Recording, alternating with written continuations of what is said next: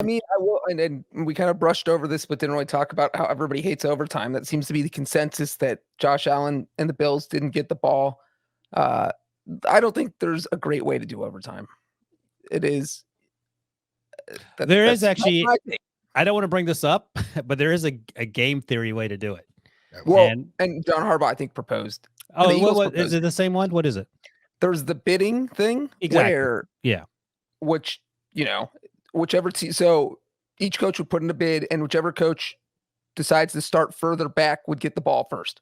So if one coach picks the 19-yard line and the other coach picks the 9-yard line, the 9-yard line team gets it.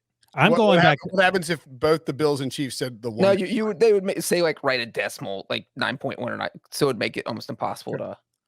I'm just saying 0. Back of the end zone with these two quarterbacks. With these two offenses, I'm like, give me the ball to the one. Yeah. Or add football skill. And my proposal is the field goal gamble, where one team picks the length of a field goal, say 60 yards, and the other team gets to decide whether they want to kick it or have the other team kick it. And then if you hit the field goal, you get the ball first. And if you miss it, the other team gets the ball first. I guess my thing is we already did this in 2018 when, again, and we mentioned this, when Tom Brady came into Arrowhead in the exact same stadium on the same field, and Patrick Mahomes, after I believe he outplayed Brady in that game, played incredible. It was his MVP season, and didn't get to touch the ball in overtime. And Jim Nantz and Tony Romo did a really good job of talking about that. I mean, it's I don't like the idea of the college overtime.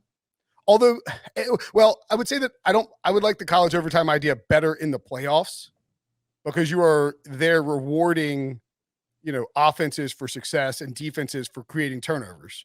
I think because of the execution level of these two quarterbacks and these two offenses and the just gas nature of these defenses, we could have gone on for, like when was somebody going to stop scoring, like 10 overtimes? You can't do that in the regular season.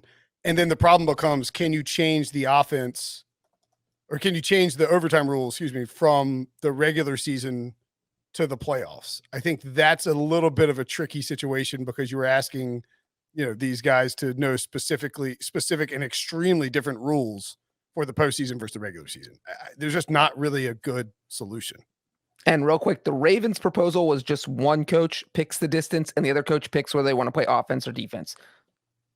So if the one coach picks the 5-yard line, the other coach would have to decide, well, do I want to go 95 yards or maybe it's safety, or do I want to play defense from there? So in other words, under this proposal, Andy Reid would say 5-yard line, and then Sean McDermott would have to say offense or defense. Right. Do I want to give the ball to Patrick Mahomes, or do I want my defense on the field? You take offense in this particular game. In a lot of games, it'd be very different. I don't mind that. I don't mind that approach. But that was John Harbaugh's. I told John to beat it, I guess. It is just absolutely insane that a coin flip decides those games, because there was no doubt there's no doubt in anybody's mind that the Chiefs were going to score, right? Well, yeah, but the same thing could have been said about the Bills. They had a 50-50 chance, and what's the alternative? It's just they play 60 minutes, play out of their minds, and then it's just decided by coin flip.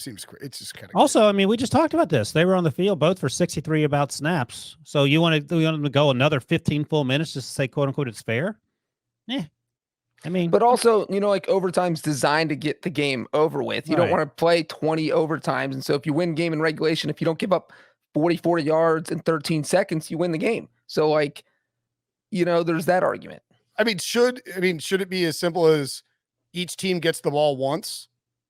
And obviously if the Chiefs score a touchdown and then the Bills don't, it's over. Well, I think they sort of massaged that rule when they said first score doesn't win. The first score has to be a touchdown in order for you to win. But why? You can have a different playoff overtime rule that keep overtime rule for regulation and make it both teams have to score a touchdown then, like Brinson, or both teams have to have possession once in the playoffs. Or you could even do something where you say, all right, here's the deal. Each team gets the ball once. It's guaranteed one possession in the playoffs. You have to go for 2 if you score a touchdown. And so then you just increase the variance in terms of what the outcome might be to get the game over with. I